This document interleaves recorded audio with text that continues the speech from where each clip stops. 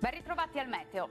L'ondata di caldo africano è ufficialmente iniziata e anche se il picco del caldo sarà tra giovedì e venerdì, anche la giornata di mercoledì 26 giugno non sarà da meno. Vediamo la situazione nel dettaglio. Sul Veneto sarà ampiamente soleggiato su tutte le province e il cielo sarà sereno. Qualche velatura solamente sui rilievi, ma non sono attese precipitazioni particolarmente degne di nota.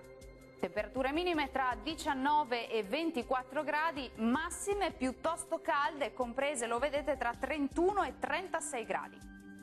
Ci spostiamo ora sul Friuli Venezia Giulia, dove la situazione sarà simile con tanto sole ovunque. Il cielo si presenterà limpido, salvo per qualche nube in più, ma del tutto innocua sui monti dell'Udinese. Anche in questo caso le piogge risulteranno assenti. Temperature minime tra 22 e 24 gradi, massime oscillanti tra i 32 e i 34 gradi. Raggiungiamo infine il Trentino Alto Adige, dove sarà una splendida giornata all'insegna del sole. Il cielo risulterà al massimo poco nuvoloso su tutti i settori. Temperature minime tra 19 e 20 gradi, massime roventi addirittura fino a 37 gradi circa. Bene, dal meteo di Antena 3 per ora è tutto, vi do appuntamento al prossimo aggiornamento. Arrivederci.